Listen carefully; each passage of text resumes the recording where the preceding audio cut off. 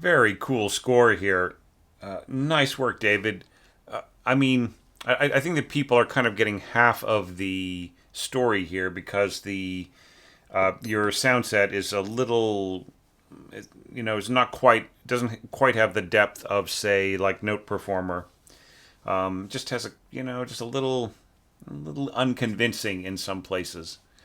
Especially like with regard to like brass and clarinets and so on. So you might want to look into Note Performer. It's just a little, just a little easier on the ear, a little bit more. I mean, like for instance, this unison here between trombone and solo violin, right? It kind of didn't quite sound right. But all the same, all that aside, you have some really cool ideas in here, and I'm probably going to well, I don't want to say critique the hell out of it. Not really, but I mean, I will be giving you tons of feedback about this and that. So just to be clear from the outset, all of this feedback is built on your approach, right? All I want to do is talk about how your approach could possibly be a little stronger and some things you might not have thought of, and so on. Okay. So let's flip back one page here to the end of E. And I noticed that, like, I just want to catch this right away. Here you say, like, if available to piano, right? So if you have a piano sitting on the stage or something like that. So what you want to get here is like sympathetic vibration. So you don't actually want this to be played. You want it to just resonate, right? Now the problem here is that like you are asking for 4 octaves of stuff. So like what you would need here is the sostenuto pedal, right? So the player would have to sort of hold down the B keys without playing them, and then press the sostenuto pedal, and then do like the same thing an octave higher. Well, the problem with this is, David, that you are not setting up pitches that will sympathetically vibrate, right? You're kind of hammering away at these C's, and this C here, and the C's here in your lower heavy brass. But what is in the key signature? Sorry, what is in the key signature? What is in the harmony originally scored by Barvinsky is a C sharp, right? So there's a conflict there. And not only is there a conflict there, but the actual bass note is supposed to be E, right? Because the E is leading forward to anticipate the change to E minor, right?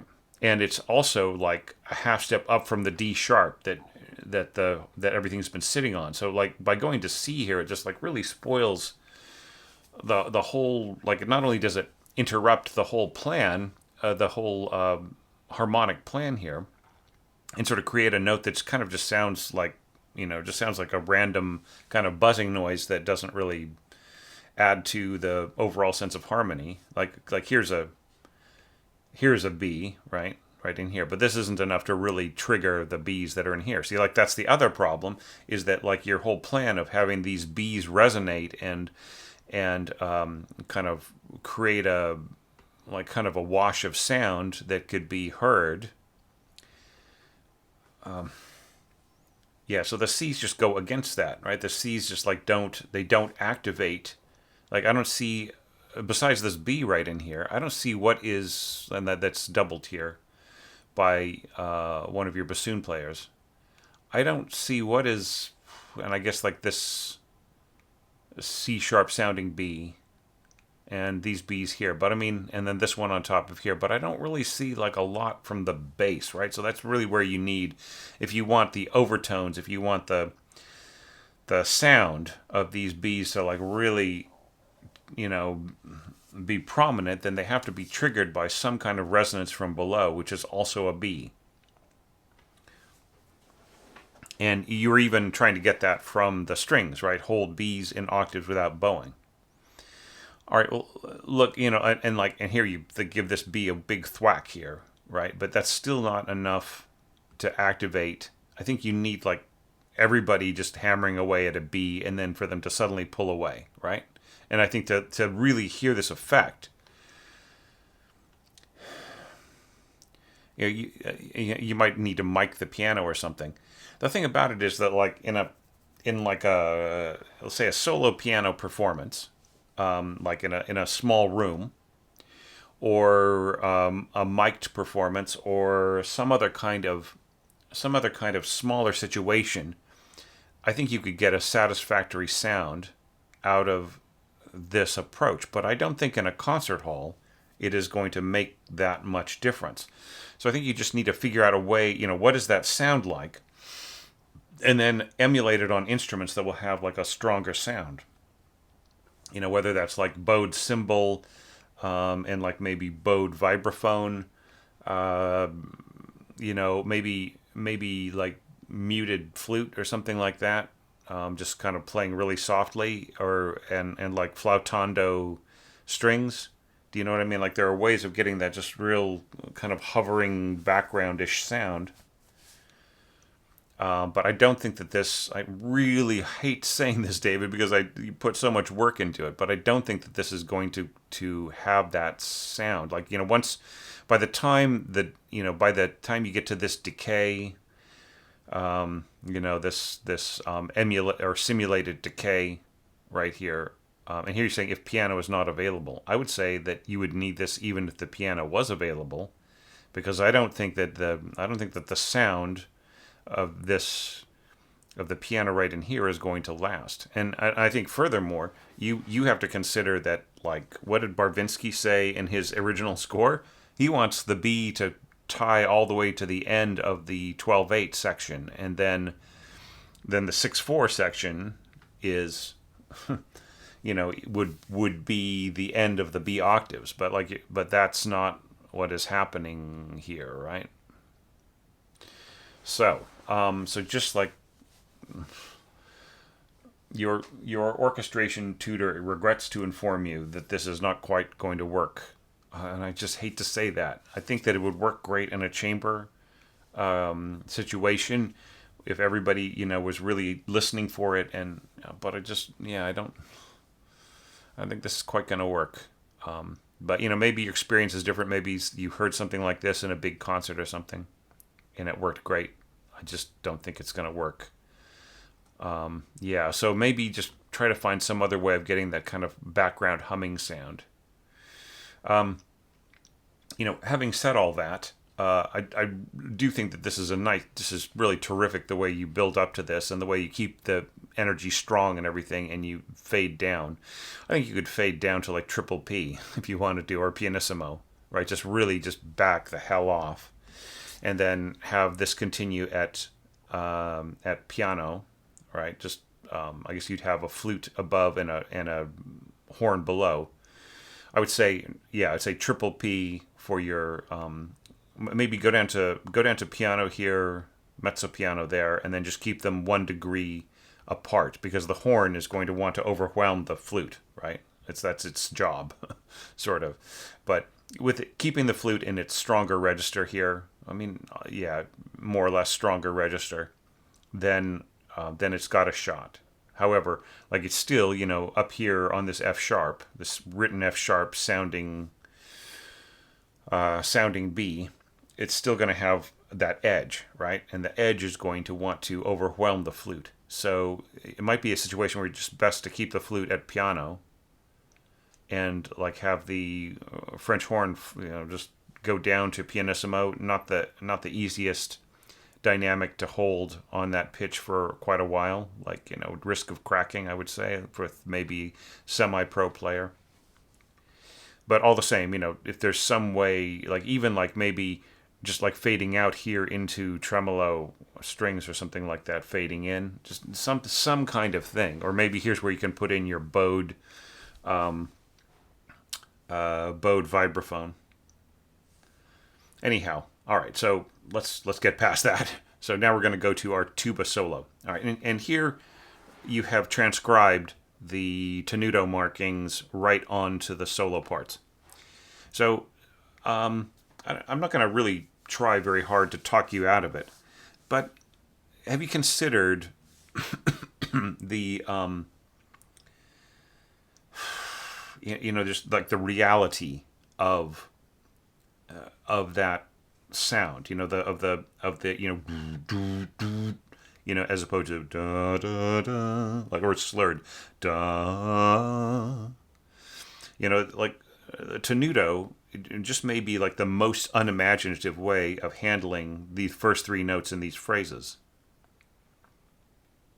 The other thing here is the kind of big jump of register, right? So you're starting off at the same in the same exact place as the piano is scored, and then you jump up an octave, right? So instead of the next note being E below the bass staff, you're actually playing E in the middle of the bass staff in terms of concert pitch. Da da da da da da dum. Yeah, but do you really want that? Once again, do you want that blocky sound? Do do do. I would say, like, I've been telling people, like, tenuto for strings is like zoom zoom zoom, right? And for like for wind instruments, it's kind of doom doom doom. Like, there's no, it's not, it doesn't have that. It's kind of like this wonderful shaped articulation. It's just like pressing a button and going dur dur dur. It's like pressing a doorbell, right? It's on and off. There isn't a shape to it. Okay, so just be careful assigning tenuto like this. I mean, it's pianissimo, so it doesn't matter that much. But yeah. Anyways, the leap of register, I feel, it's maybe a little off-putting. I don't know. Sorry to not to make a aesthetic judgment, but yeah, I just feel it doesn't connect as well when it's just leaps up like that. Now here you're like changing to kind of strange. So B flat bass clarinet. So is this supposed to be bass clarinet? Maybe I'm completely getting this wrong. Oh yeah, okay, all right. David, you should have written that this was your B flat bass clarinet. Because I heard it in the mock-up, right? And here I'm looking at it and I'm not getting that it is. All right, okay, all right. So just disregard. Look, you should have gone to a separate staff here, all right? Anyways, sorry. Didn't mean to just sit there and talk about something. You're probably just sitting there twiddling your fingers saying, when is he going to notice that that's actually bass clarinet? I should have written that in there. Yeah, you should have, right? So bass clarinet solo. But one, like here saying 1 to B flat bass clarinet. Not a chance. Not a chance. Your first clarinetist is contracted to play clarinet, and that is what they do, right? The Igor Stryver, who has just joined the orchestra and showed up and auditioned playing all kinds of auxiliary instruments, proving that they could play in the orchestra. They might even have had to play saxophone, who knows, depending on what the audition was like. But probably more likely E flat and bass clarinet, and possibly even like basset horn. So they had to play the Mozart for that. So that person has showed up. They are the specialist. The 3, your clarinet 3 is going to play this solo, and by golly, that is their chance to shine in the sun. You do not want to take it away from them and give it to the first, because they won't play it anyway, right? So this is your 3rd clarinet player. All right. So sorry about all the rigmarole. Yeah, so that makes sense. Bass clarinet. All right. Yeah. Yeah, and then here you go back to B flat class. So just a lot of fiddling around. Just give it to the 3rd, and then have all of this stuff played by your 1st and 2nd. Okay, just like have your 3rd just on bass clarinet, like as much as you can. Like, and here saying 1 tutti with what? I don't understand. What does that mean? Because like tutti is a sign for a player to join other players who are all part of a section together. So I don't understand what you mean by that. Okay. All right. So now that I've straightened out my brain a little, but you have to excuse me. I wrote this massive. I wrote like a massive orchestration question, and I did not realize how long it was getting, but it ended up being like a couple thousand words on scoring concertos, like just like things that you need to think about when you're writing a concerto. It didn't really go into huge detail about it says structure on the title, but it's not really the overall structure, but things, structural aspects that you have to think about. So anyways, it kind of threw me off. So this is sort of late in the day, and some details are escaping me, so apologies if I am missing a few things here and there, but you should still have written that was bass clarinet at the entrance there, okay? And not first, it's your third player, but you don't even need to say that. You're just like three to bass clarinet, and then the bass clarinet is just what it is, and we all know who's playing it, right? So you don't need to tell us what is what. All right, and I'm noticing like a lot of... Like here you got like a voice crossing. Yes, so I see what you're doing here. Like you want your bass clarinet and your bassoon to be playing, to sort of be playing the melody together. So your second bassoonist is kind of, yeah. Okay, so like, I'm not a fan of these dashed slurs and. I can't really tell who is going to where. So the second voice, so I'm assuming this is diving down to here.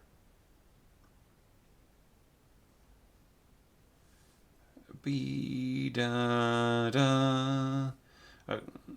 Isn't there one person who's going da da da? Right, so here you have your bass clarinet going da da da. I see what you're trying to do here. You're trying to make a triad here. But like, I think it's better to have unity on an octave going bum bum bum. Okay, because like that's what's in the score, and that actually works better against the harmony that is above, right? I mean,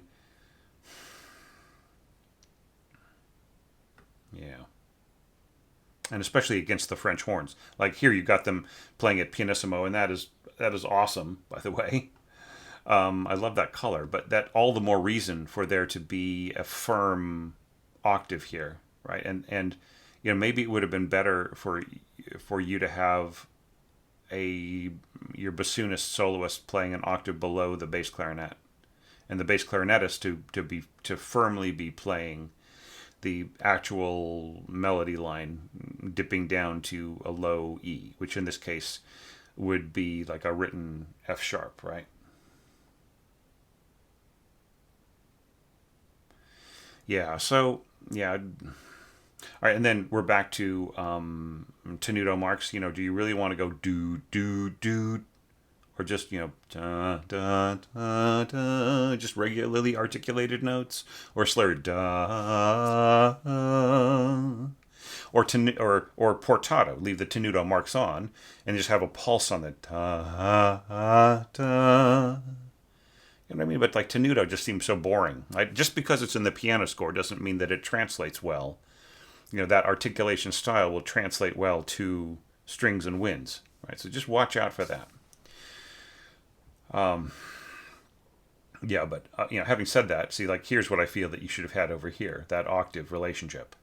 Really, really nice too. Like with these instruments, which should fade out, right? You should have a diminuendo hairpin at the end here, so that it fades out, and this can come in nicely. The pizzicato violas, right? Now I feel once again that pizzicato, like it is a nice articulation to play behind the tenuto, but it's still like. It just really all becomes about the attack and the sustain. Like just really, it underlines the blockiness, right? Then da da da da. Yeah, so this is nice. You got the octaves. Now desk one. So why so? I'm sorry, I'm sounding like Uncle Roger. Why so weak? Right. So why desk one? Like here you have all this strength here. You have your horns, by golly, at pianissimo. That's fine, but it's still nowhere like the desk one of the cellos are nowhere near capable of balancing, especially at pianissimo and pizzicato, with French horns here. So and all this stuff above, it's really, really important for the melody to be strong enough to deal with like all of the overtones that are above it. So I think that this should be, you know, I guess it's not pizzicato, right? It's yeah. Sorry, I think there was a place earlier in this piece where you had you have slurred pizzicato, and we'll talk about how that isn't a thing. Yeah, so apologies, I mistook this for pizzicato instead of arco, but I don't care, arco or not. You should just have all your cellos playing here, okay? And you should match the articulation. I wouldn't recommend going da, go da da. So like slur, down bow, right? And same thing here, da da. And wouldn't this be a great place to put in some portato? Like just add a slur to these tenuto marks. Da ta da ta. Right? I just think that would work so well. Yeah. Yeah. I feel this is really far apart. I think that that the octave needs to be filled in here. Like, but I will tell you one thing. This beautifully leads to the implied leap. Da da da da da. There is one problem right in here though with the way that you've scored your winds. Like so far here, it sounds pretty good here, and then here you go to a voice crossing with oboe, like enclosing oboe around flute here. So it's just, the oboes have a tendency to swallow the flutes when they're between them. Okay?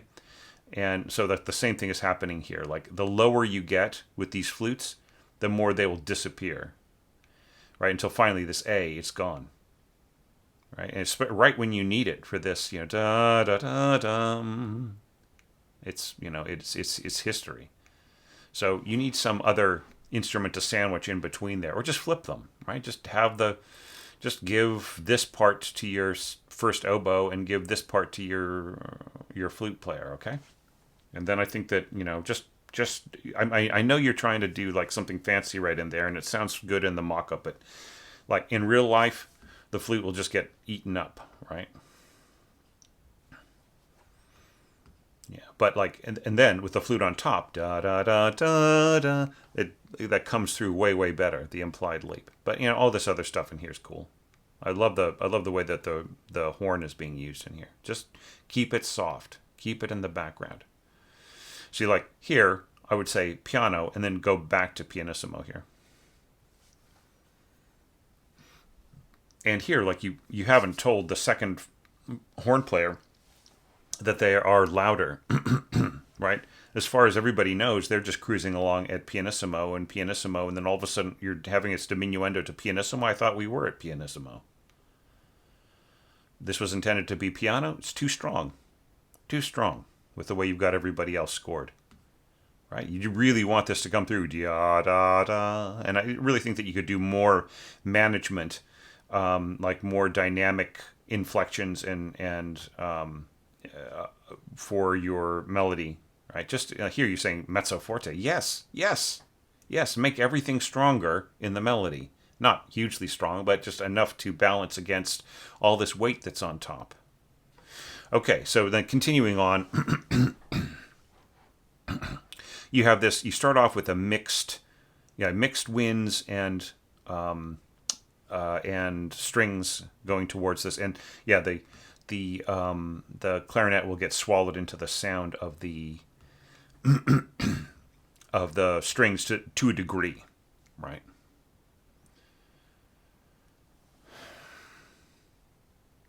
Yeah, so I'm kind of looking at these pitches, and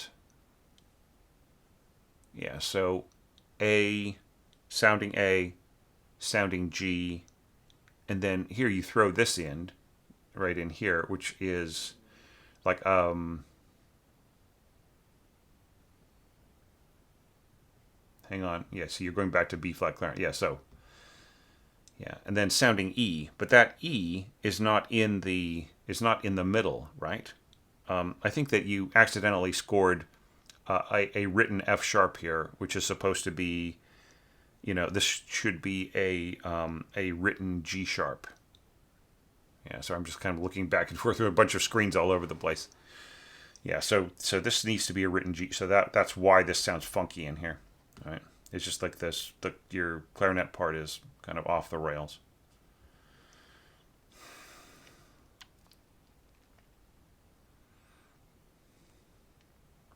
Okay, and then all these strings, they work fine. Then, wow, massive Cesura marks. You just go for you don't need to go for this heavy of a Cesura mark. Just have standard Cesura marks here. That's fine. All right, so here we get into something tricky. All right, now it depends on what you want here.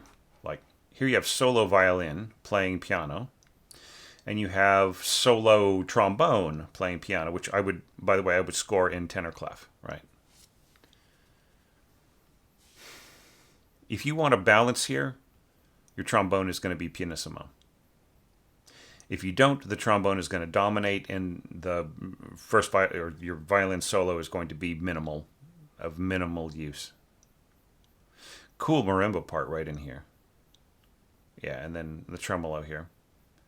And this is all really sweet and lovely. Yeah, I love the 2-octave melody here in bassoon and flute. Yeah, my only concern would be like how well does it connect? What were Barvinsky's intentions? He wanted a melody that floated down from above and then ended up joining with the bass, right? So the way that you have scored this, it doesn't quite do that, right? You're going, and part of that is because of the, what instruments can play what quality of tone, what kind of tone at what time, right? So here you start off with the 2 octaves separated, right? Da da da da da D, and then like this D doesn't lead down; it just holds, and then you're coming in with a unison, a fourth horn, and marimba. So the horn is basically going to just swallow up the marimba. You'll hear like the tunk sound, like you hear the sound of the mallet attack, but you won't really hear the timbral quality of the tone bar because of just the horn's tendency to swallow up anything that sounds like it, that's gentler than it, right? So and I also would not score a descending line like this for horn. This would be a little difficult to play.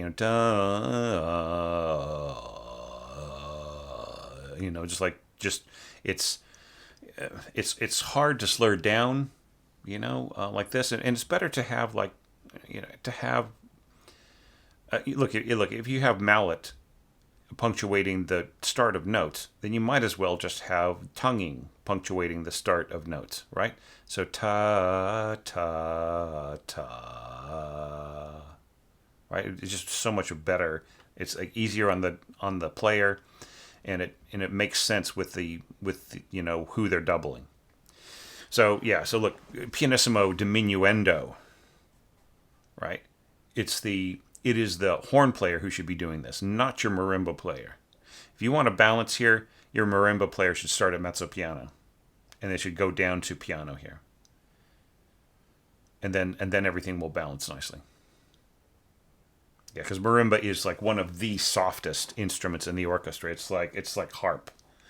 And I've written a tip on this, and you can go check it out. It's sort of I think it's called. Is it spectrum analysis of marimba versus xylophone? What my research showed is that the spectrum qualities of the xylophone have the same character as clarinet, which is favoring odd numbered partials. So what gives the clarino register of the clarinet such bite?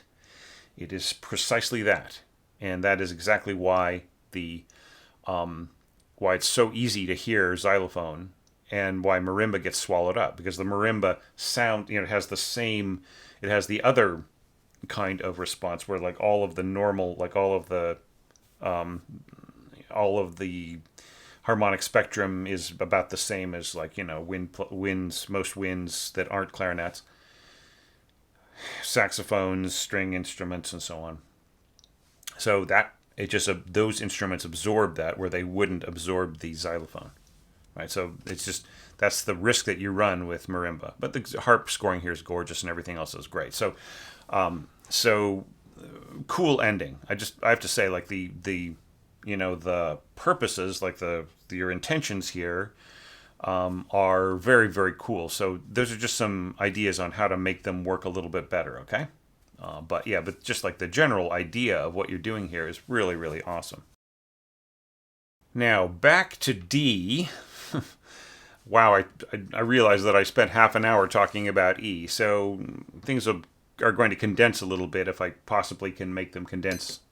But going on here, I think it's really cool how you have sought to create space for certain effects, like and certain colors to come through better, right? So, obviously, right here the strings are more in evidence with a little help from your second horn. Really should be first horn here. Yeah. Yeah. But watch out about this stuff. Like right here, you've got a part where it would really be better for first, second, and third horn. But here you go, A2, third and fourth plus second, right? Like the first player can just go ahead and continue on. They don't need like a bumper, right? It's just score with the horns that are available that fit the purpose and so on. And it's strange that here you have diminuendo to triple P and diminuendo to pianissimo. So I mean, I don't understand the rationale there. So anyway, but like here you have strings working with the horn, and you got the little cascading octaves and so on. It's all pretty cool. That's weird. And then you just throw in a key signature here, to English horn. I see. Okay, so look. All right. So look, David, you have got to mark your entrances. All right. So this is the same thing that like got me all confused about bass clarinet a little while ago. It's like you didn't mark the entrance, and so I hear you saying that you're coming back, right? But say to English horn, 1 to English horn. All right, so once again, it is not the first player who handles the auxiliaries. It is the third. If you've got 3 players, the third is handling the auxiliaries. If you have 2 players, it's the second, right? That's their job. The first player, just to talk about the economics of this, because people don't think about it, the first player is already earning the most money in the win section, right? The second player can be earning a bit less, all the way down to much less, depending on the budget, right? So how does the second player make up that money that they're, by having like that lower salary, is through doubling fees, right? So whenever you are suggesting doubling on a certain instrument and so on, the player gets paid a little extra for doing that. So they can make up some of that disparity in income. So when you give the first the job of doubling, it's like you're saying like, okay, well, in addition to the chore of leading this section, I'm also going to give you some more money to go and like change over to English horn, right? And then the second player can just keep playing their instrument, right? So that's just like that turns the the economics and the order of everything upside down. And there's nothing wrong with dropping another staff in here, like an English horn staff, right? Just get rid of the harp. Like the harp isn't being used here, so just drop in an extra staff for your English horn player, right? And then you have space, right? Okay. But yeah.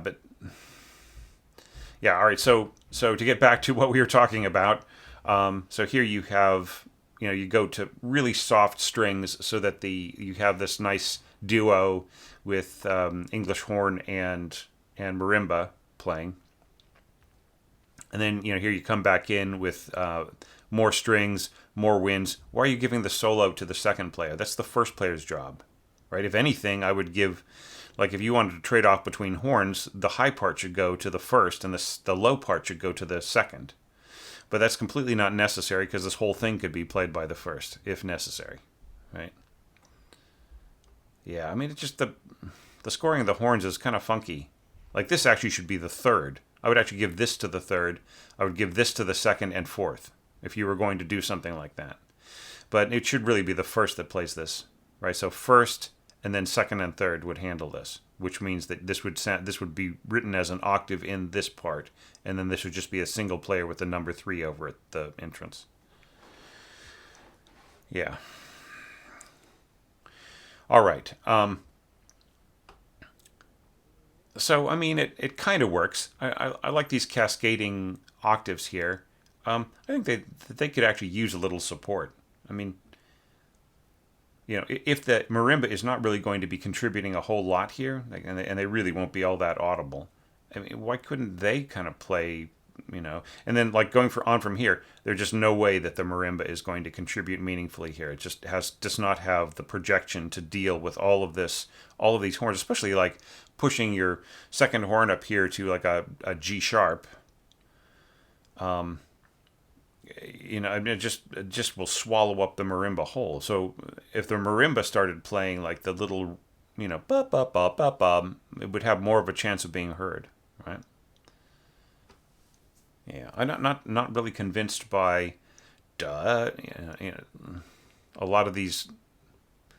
I mean, I guess like if the harmonic position is right, then it's pretty easy to slur up and down an octave, just so long as it's there in the instrument, probably in the trombone. Yeah, the trumpet. You know, stop switching around your players all the time. Once you get a player set in a particular job, try to leave them in it, unless the jump is like, you know, 3 octaves in a row or something. Just, you know, set the player who's going to play there and just leave them there. You know, like for instance, here you have the first, and then you have the second, and then you have the first. That's completely unnecessary. It's better to give one player the job, have them do it for a while, and then give a different player a different job and have them do that for a while. And that way they're sort of locked into what they're doing.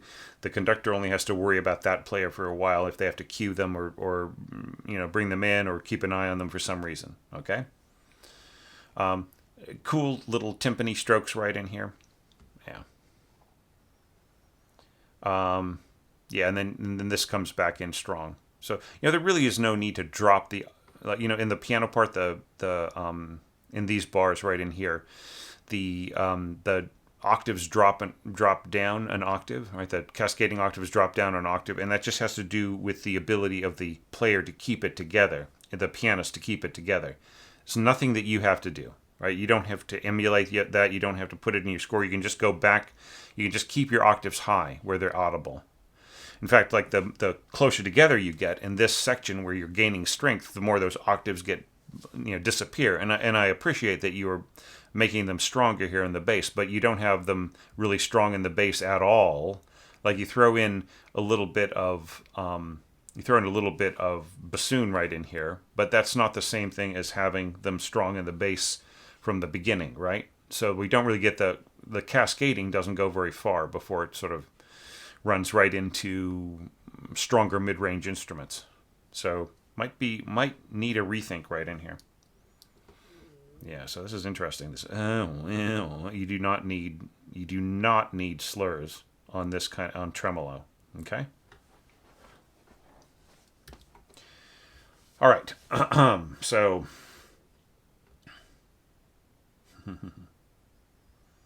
Yeah, so I love the timpani part in here. Sforzando pianissimo crescendo to forte, and then this little thunk right in here, and then this little roll, and then mezzo piano triple F all of a sudden.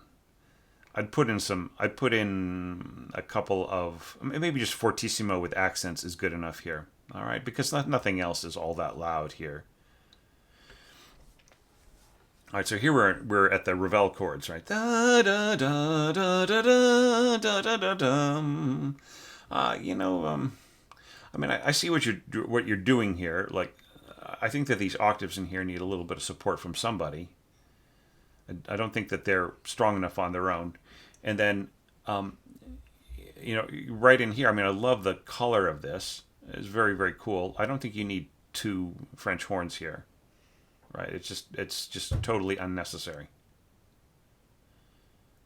in order to like balance the strength here.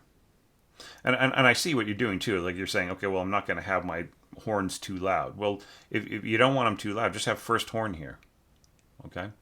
And that will balance because you generally like in this voicing you just have like you have one note per player, right? So except for with a couple exceptions, I think. I'm just taking maybe I'm wrong. So maybe it is just really one note per player. So if that's the truth, then it really you only need one French horn player here, right? And I don't think they need to be necessarily mezzo piano. I think that they could be mezzo forte. But like here, like I just don't get the dynamic arc, right? So here you're just dropping everybody, and then the horn stays loud. So you want that to sort of push through and then go diminuendo here when you push this to go forte. And yeah, I mean, I can see like you just want this line to kind of stand out a little bit. Almost feel like you should write like quasi soli here if that's the intention or something, or but one way or the other, I just think that the dynamics are a little weird here.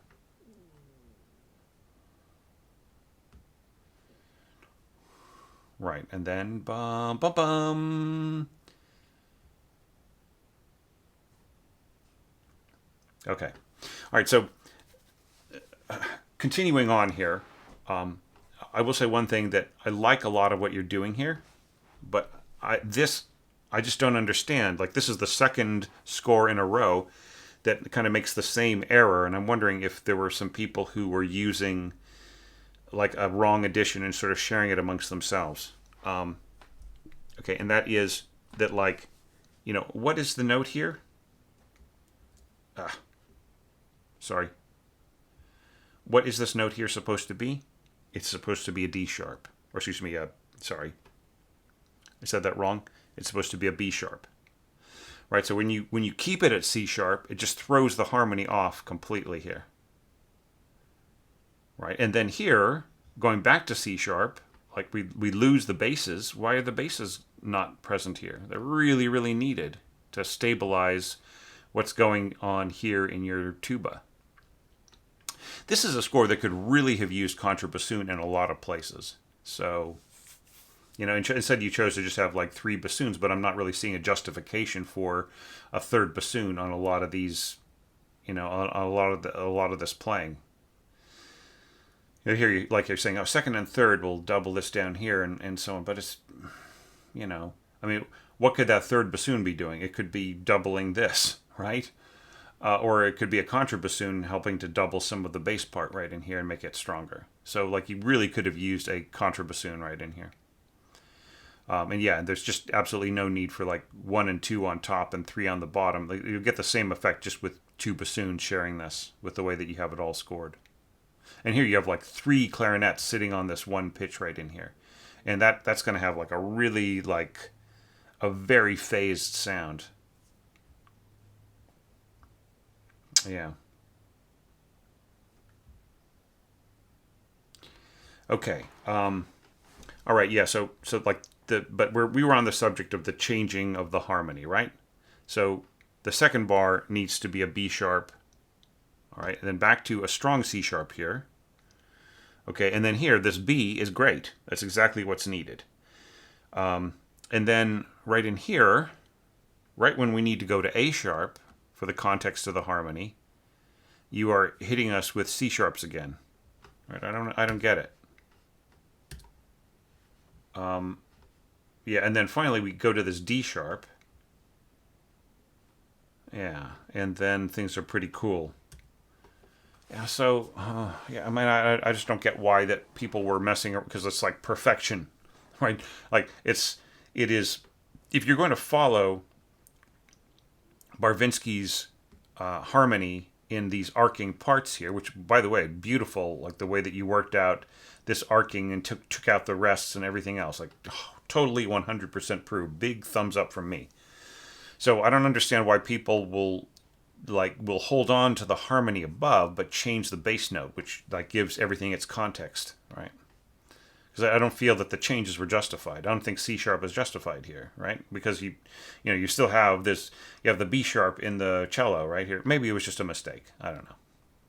Maybe it was like a kind of a like, this was this was intended to be changed down, but it wasn't, and then the mistake got compounded. I don't know. All right, but this is one thing that I'll say. What I really like about this, David, is how you added variation, right? Like to the functions. It's so important in something like this. So you might think, well, it's only 11 bars, Thomas. So, why? How much variation do you really need? And the fact is, you have a part where, you have some screaming lines. You've got some shouty, some shouty harmony. You've got barking chords, and it just goes on. And it's not that fast of a tempo. And speaking of tempo in your mock-up, I think you missed a lot of chance here to like add the pressure, make it a little faster, and then a little faster, and then by the time you get to here, it's just really tearing along, right? And I think that would make your, just adding those elements would, would cover a lot of other problems, right? Like it wouldn't make them like when things stay slow. Like people can sort of hear more like, oh, well, you need to fix this, and I can hear that there's something wrong here, right? But when you put on the pressure, it's not as quite as obvious. I'm not saying that you shouldn't fix the mistakes, but I'm just saying that it's, All right, so,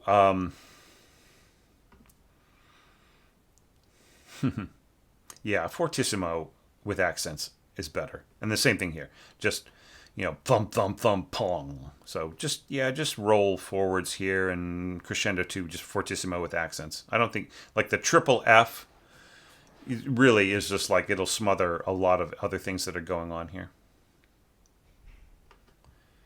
All right. So, I love this yada da da da da da da da da. It's all cool. Yeah, I sort of miss the the chunk chunk chunk chunk chunk the repeated chords, right? And you've got some horns sitting around here doing nothing, kind of with their just checking. They're basically checking Facebook right now, right? So couldn't they be playing those repeated notes?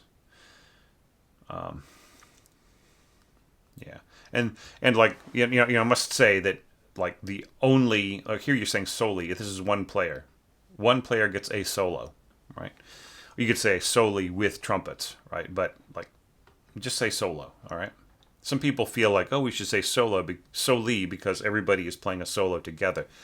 It just confuses the issue. Just give solo to the different parts. I would say like an exception would be like brass, right? Like when both players are playing together on the same note, they're sitting next to each other. I think soli makes more sense. But when you have combined solos across the orchestra, I don't think you should mark them all soli. All right, just solo on individual parts. Okay, and of course you would mark soli in the score, but like still in the parts, I'm kind of on the fence about it. Yeah. So I just feel like the melody is a bit weak here, is what I'll say. Like we got like triple oboes on this. I think you could break up. Like, here's another opportunity, another missed opportunity. Yeah, so the flute scoring gets kind of like all the way, it gets really low down to this. This is really more of an oboe thing, right? The flutes could be playing, they could be supporting, like you could have one flute doubling the piccolo part. They can go all the way up to C sharp. And you could have the other flute doubling the flute part from below. You wouldn't want to drop it this low. And your clarinets could be doing the repeated chunk chunk chunk chunk chunk chunk chunk chunk, right? So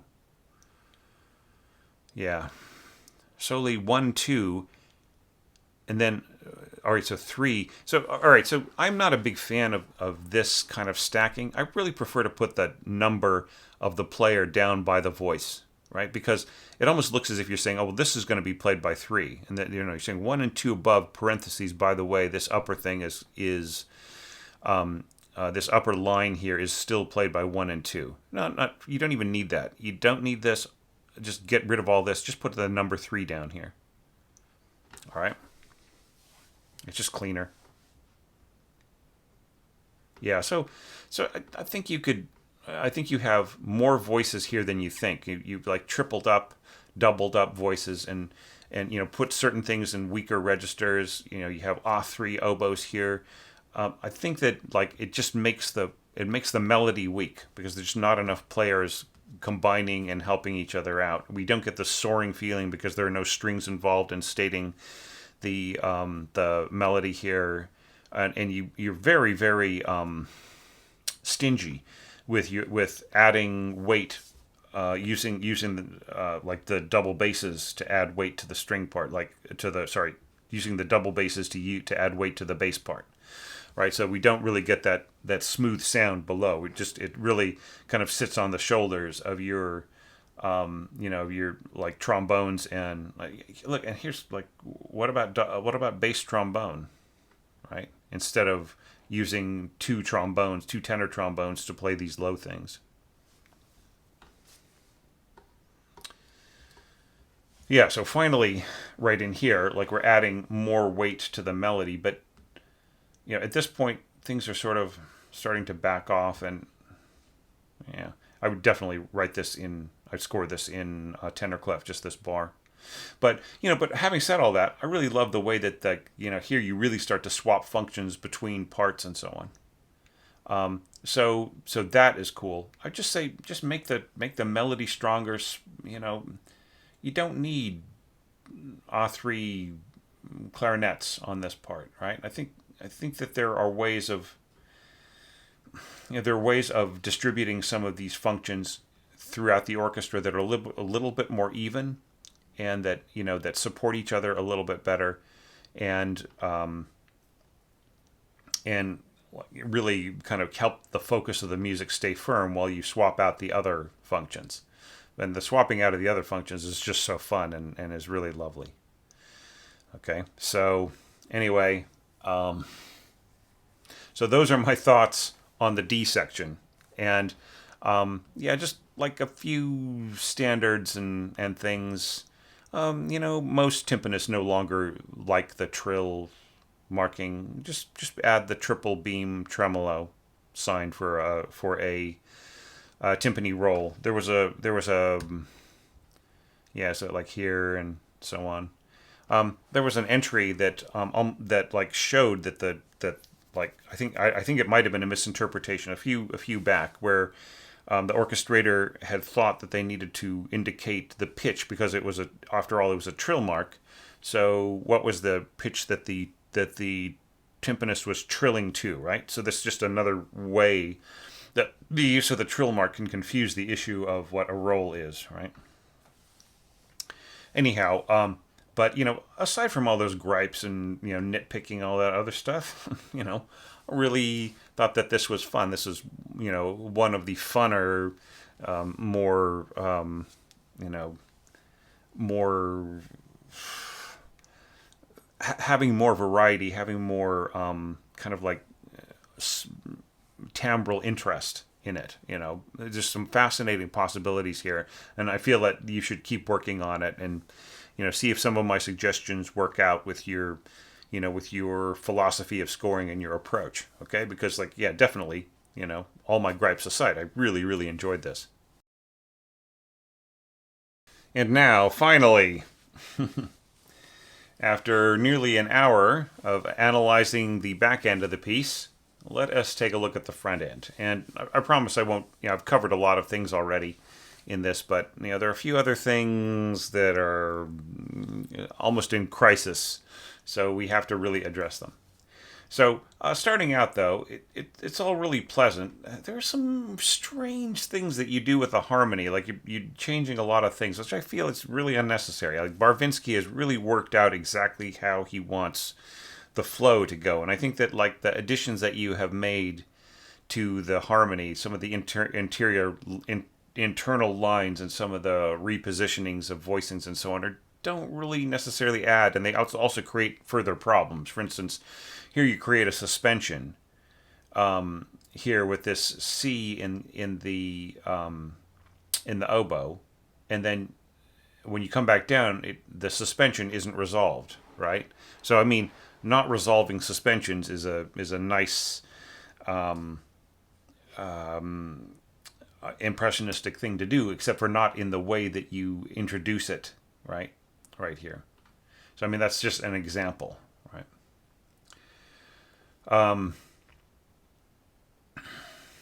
Yeah, and then like while the G is to be held, like here you give the function here of the G holding.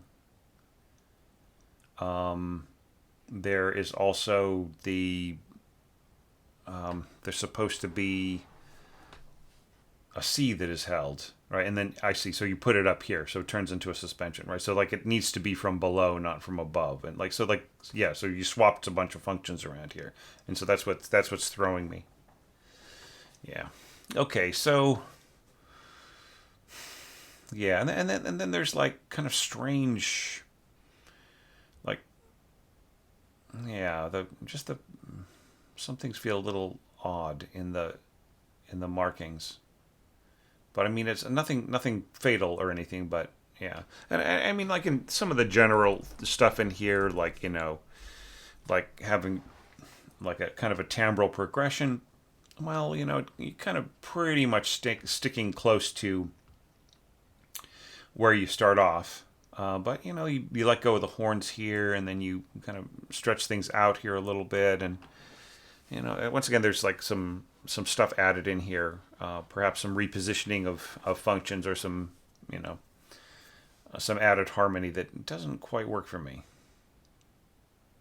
And so here you have 2 and then 1, and like there's absolutely like no need to mark either 2 or 1 here.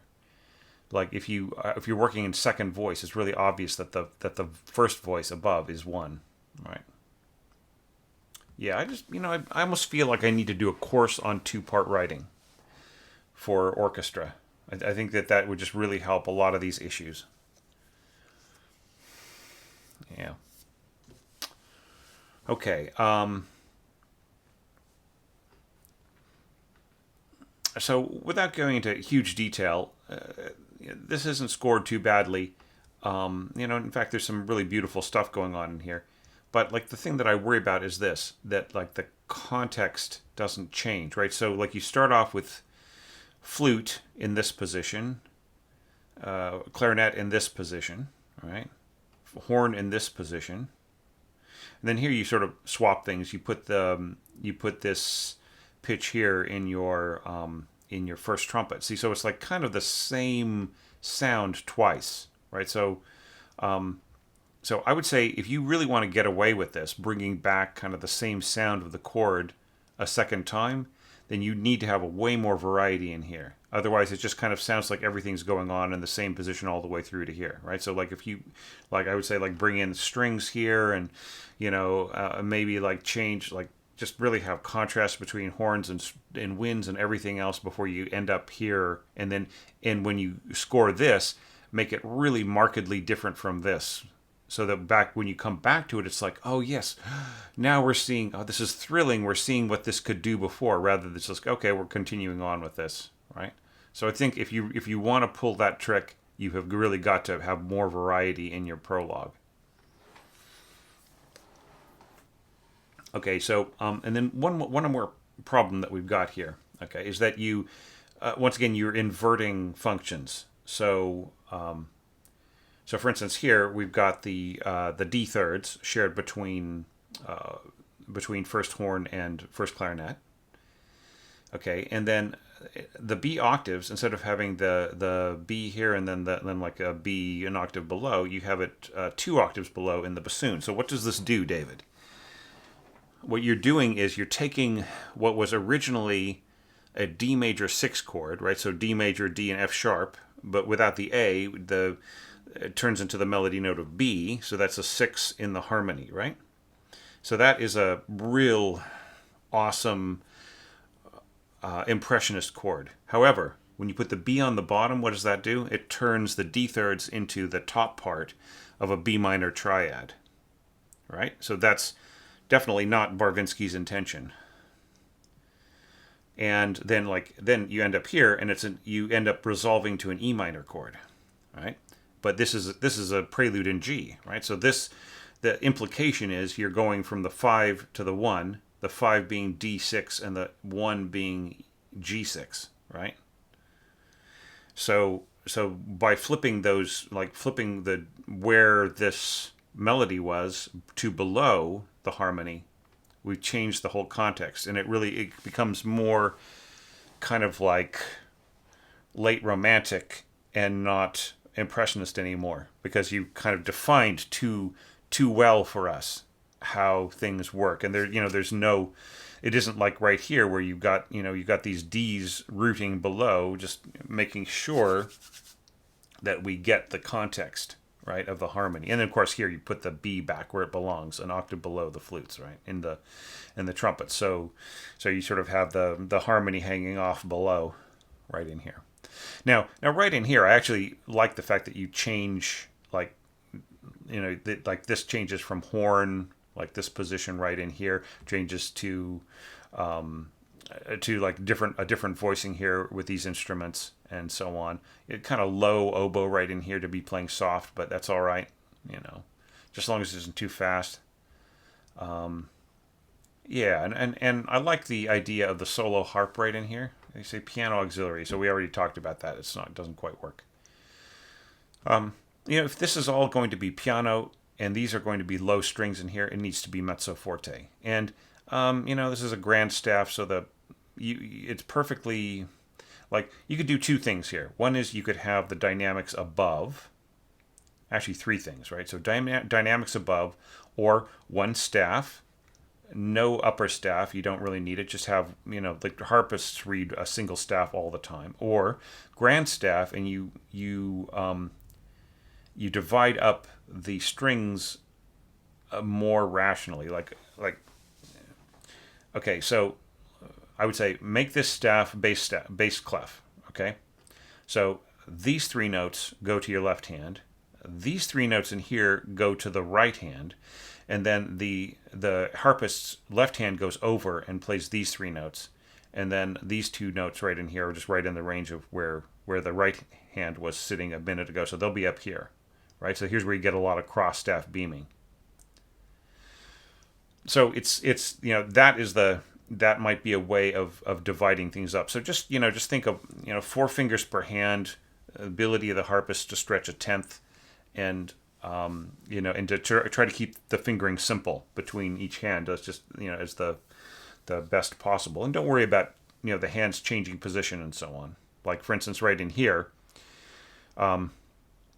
this could be played with the left hand, kind of getting everything up to the E, and then from the E up, that could be right hand, right? Just sort of, and then trading back and forth with the left hand on this D here, right?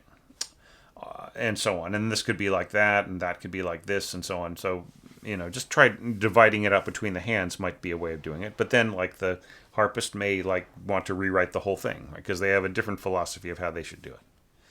But just do your best on that. Okay, so now we run into some serious problems here. Okay, so you might not have been aware, but pizzicato is the most unkind accompaniment to harp, especially low harp tones, right? It's because the strength, you're talking about strength. The sound of 8 to 12 cellos plucking is way more powerful than the sound of a single harpist plucking. Now here you're adding an octave on top of that, and then things are getting even bigger, right? So how is anybody going to hear the harp with all this plucking going on? It is, the strings are going to steal it away. So just think about that pizzicato kills harp, kills the sound of the harp on the same pitches. And even like when they're doing two separate functions, it can still be a problem. Then the other thing is that, what are all these slurs doing on the pizzicato? This was one of the things on the 12 common scoring errors. Did you watch that video? Right, this is exactly that problem. Slurred pizzicato means that you pluck the first note and then the fingers hit the next notes and sort of hammer on, so like an electric guitar. Now, it is almost impossible to get it to work with more than like two pitches, right? So you pluck the first one and then you hammer on or pull off to the next pitch. And I've already talked about in that video how it's an incredibly soft effect, and it's almost impossible to get it to really sound right, like to in an orchestral context.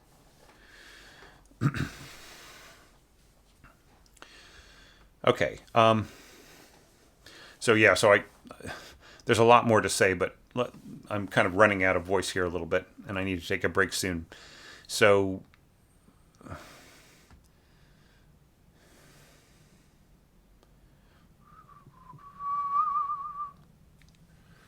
yeah, so right in here, yeah, so this, I felt that this inversion here didn't work.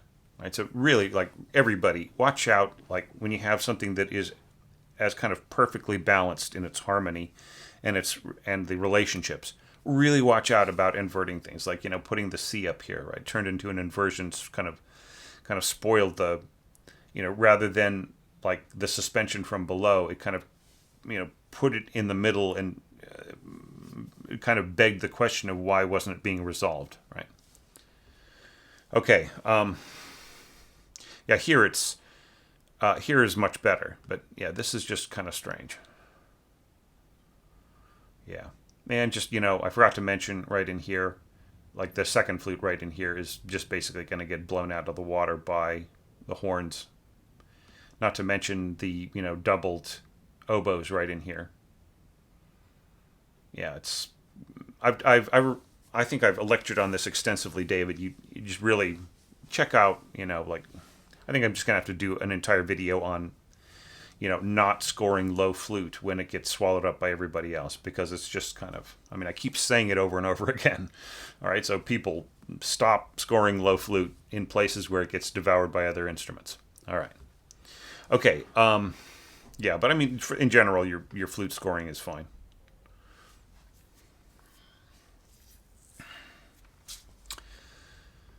Yeah, really thicken the bassoons down there. I don't know if it's required. And this is kind of strange. Do you really want that on a bass part? Like when here you're going ton ton ta ta. Why is this? Why does it sort of all smear together down here? Yeah, and then wow, what a heavy sound, even at piano. Ta ta ta. Yeah, this is going to be incredibly bright in the middle of all this. Just even at pianissimo, the trombone right in here. Doubling with horn. Yeah. Yeah, it's going to be pretty powerful.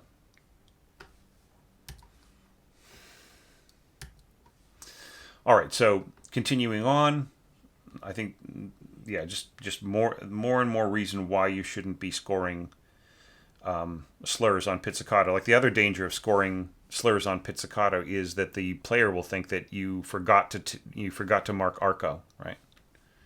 Then here we have, like, once again, you're cutting down to smaller desks, and I don't see the justification for it. There's nothing about these parts, that really requires that incredibly softer sound of just really small, just like a limited amount of strings. Yeah, well, this is all cool. I like the little surges, and that's all nice. And then here you have like the wandering line. But that's cool. Like with the oboe right in here, or actually English horn right in here, I should say.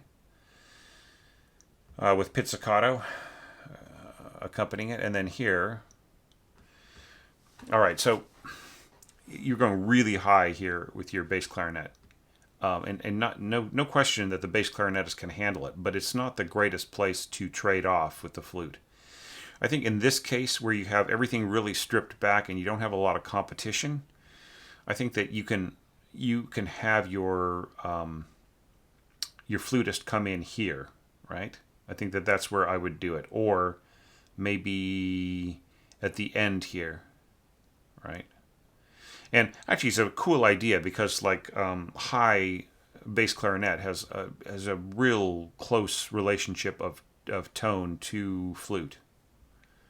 But it's like, just where do you catch it, right? Like, where's the right place to trade off? And I think that, like, the bass clarinetist dancing up, back and forth, getting too high right in here, I think it's just not really happening. I think just sending it all the way up to D here or F sharp, that's about as far as I would go with it, right? Um, yeah. Yeah, you should be. Yeah, okay, never mind. Never mind. All right, so this is all cool. I probably would have more to say about it, but yeah, don't give us a roadmap with this pitch here. It's everything is supposed to wander. It doesn't need any harmonic cushion, right? Barvinsky pulls away the harmony here, and it's just a solo voice. All right, so don't tell us where we're headed. This tells us, oh, by the way, the context of this wandering passage is this note. Get rid of it, and you could even get rid of this, right? All right, so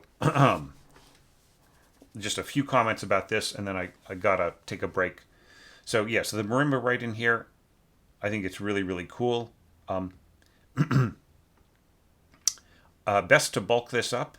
Like here, you're starting to add more and more power here with tuba, and like I love the tremolo double basses down in here. I think we need a little bit more. Like here you're bringing in cellos and so on. So if there's some way to keep that more continuous, it would be good. If there's some way to bring in maybe some upper voices to help out with the marimba part, I think that would help a lot. I really love this surge right in here, and the forte piano and the strength of the trumpets right in here. But I don't think you need three of them. You only need a single trumpet to pull this off.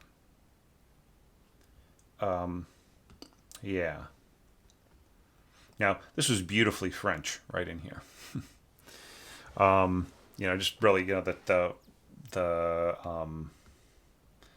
horns and the clarinets working together, and yeah, I felt like I was, sitting by the Seine River, listening to some people, some street musicians play.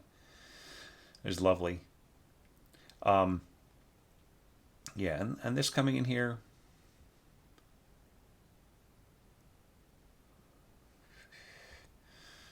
Yeah.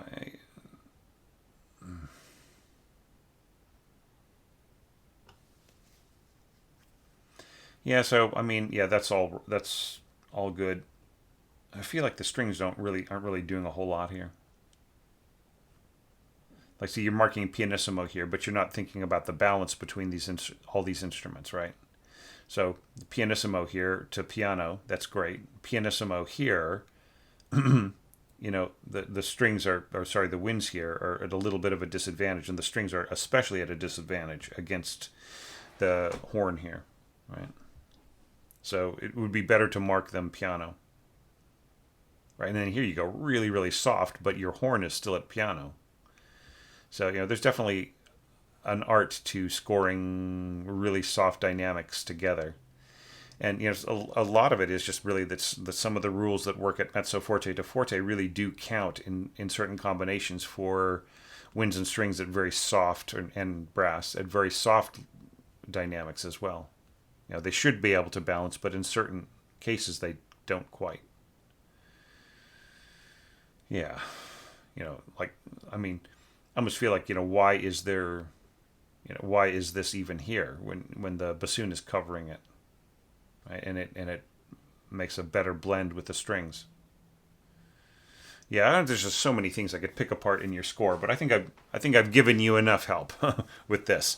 So anyways, so David, like, once again, like, I'll repeat what I said at the beginning of the lecture. It's just a very cool score, and don't take my constant nitpicking to be to be any indication of the score's quality, right? Like, I would actually, probably the reverse of what you might think. Like, if it didn't excite me, then I wouldn't be wasting my time, talking about all these different little things that you could fix.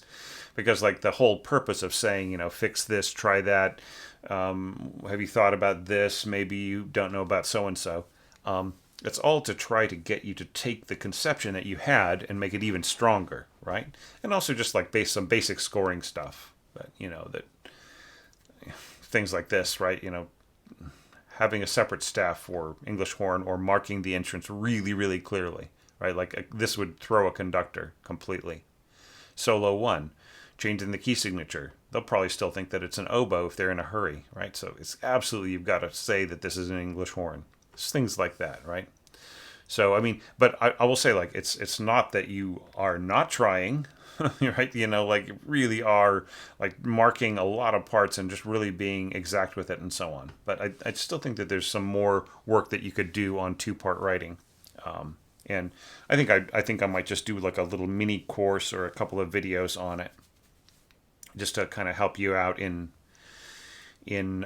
figuring out how to really get it right.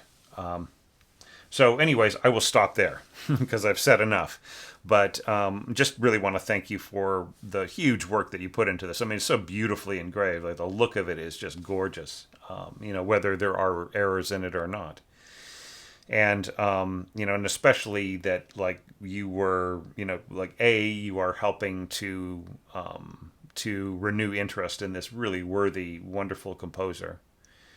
And B, you did it in a way that helped musicians from his country who are just in desperate straits right now.